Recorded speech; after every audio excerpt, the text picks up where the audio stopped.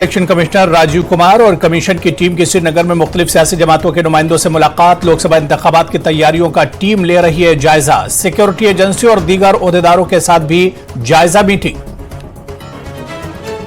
सियासी जमातों ने मुत्तफिका तौर पर उठाया लोकसभा के अलावा असेंबली इंतखाबात कराने का मसला। पीडीपी ने उठाया नए वोटर्स को शामिल करने का मामला।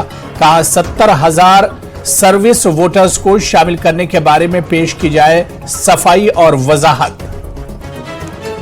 जम्मू कश्मीर में 10 साल से नहीं हुए इंतखाबात। जम्मू कश्मीर कांग्रेस के सदर वकार रसूल वानी का बयान। कहा लोकसभा इंतखाबात के साथ होने चाहिए असेंबली इंतखाबात। कहा क्या जाएगा पार्लिमानी उम्मीदवारों का भी ऐलान।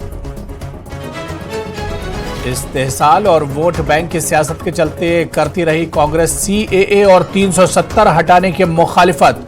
मोदी हुकूमत ने किया एक ही झटके में 370 को खत्म। मजहब के